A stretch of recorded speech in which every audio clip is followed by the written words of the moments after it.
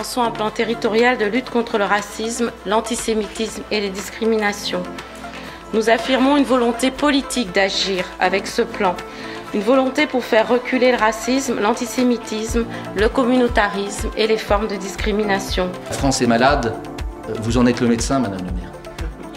Vous en êtes le médecin et nous, modestes militants associatifs, nous voulons être vos aides-soignants, vos infirmiers à vos côtés pour vous permettre d'administrer le remède qui, je l'espère, rendra notre pays et votre ville plus fraternelle et plus agréable à vivre. Ce plan de lutte, le premier en France, a été lancé par la maire Hélène Geoffroy pour répondre à plusieurs objectifs.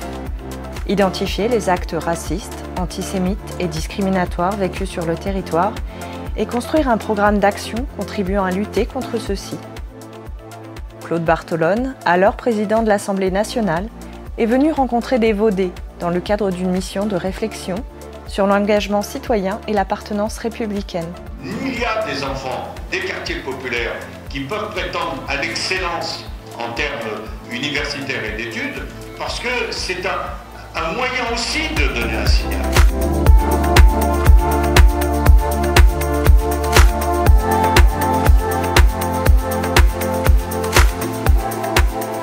Des débats ont eu lieu dans la ville, débats au cours desquels des jeunes Vaudais ont été invités à réfléchir autour des notions d'égalité et de discrimination. À l'occasion de la Biennale des cultures urbaines en 2015, Kerry James a longuement échangé avec des Vaudais devant la salle comble du Centre culturel communal Charlie Chaplin autour de la thématique « On n'est pas condamné à l'échec ». Depuis 2016, un appel à projet est lancé chaque année afin que les habitants se saisissent de ces thématiques et proposent eux-mêmes des actions concrètes pour faire reculer le racisme, l'antisémitisme et les discriminations. De nouvelles idées, de nouvelles manières de faire les choses pour favoriser le vivre ensemble. Les enfants, susciter leur curiosité par rapport aux faits historiques.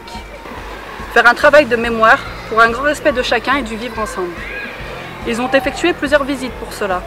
Ils ont visité la prison de Montluc, le centre d'histoire de la résistance et de la déportation et la maison d'Isieux. Autre constat que l'on peut faire, le plan Vaudais s'est traduit par une prise de conscience de la population sur le sens à donner aux commémorations patriotiques, qu'il s'agisse des centenaires de la guerre 14-18, du génocide arménien ou bien du 70e anniversaire de la libération des camps nazis.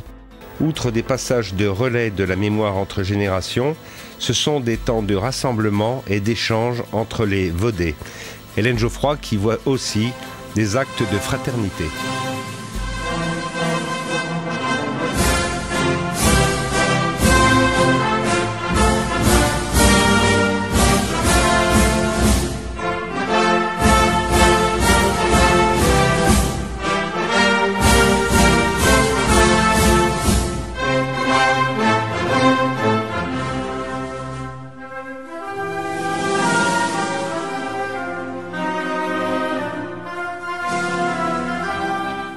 Ont obtenu le droit de vote en France en quelle année?